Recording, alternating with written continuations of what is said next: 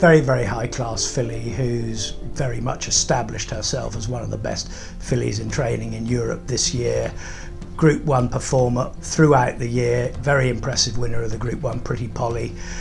Possibly a little unlucky not to have won more than one Group 1, having finished second in the Prix Jean Romanet at Deauville, and looks like she's signed off with an arguably unlucky second in the Champion Stakes at Ascot the other day behind the magnificent King of Steel. Via came autumn last year, didn't have her for very long, and Joe Chewett had retired, and I think it was our first horse for Steve and Becky Hillen, so that was a good call to get. I think the plan was always, when she won in France as a 4-year-old, to go to the Dahlia, and arguably that was her best performance. She was pretty devastating that day. The rain obviously helped.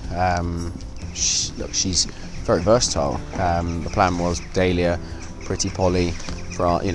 She hit every target that we wanted her to go to, and to a T, and it ended up being her Group 1 win. So she was good that day. Obviously had to get through the stewards afterwards, but she was well on top of the line, and the form has held strong. So no, that was a pretty good performance. I think she missed the kick, and at the Curragh that weekend there were no horses coming from off the pace, so I think it can be upgraded as well.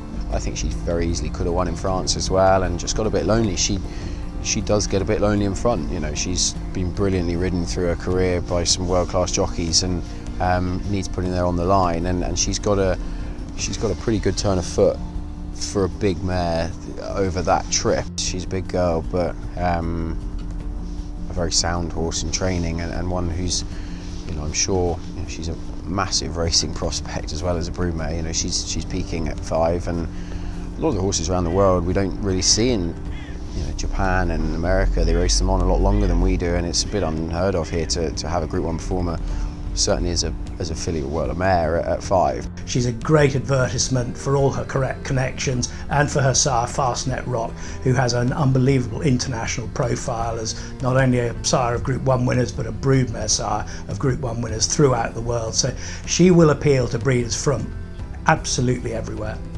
Yeah, I think that mathematically she is the best horse on ratings now, but a proud day. It's selling 2 Group 1 winners at Tats, and so never really dreamt of having a Group 1 winner, certainly so early, and to have 2 selling within half an hour of each other or less is pretty cool. And she came here as a bit of a project and has turned into our star. So no, it'll be a good day. It'll be a sad day. It's hard to lose good horses, and they do leave a big hole. We've got to go and find another one, and we're always on the lookout and plenty to fill the hole, but it's hard to find them when they're that good.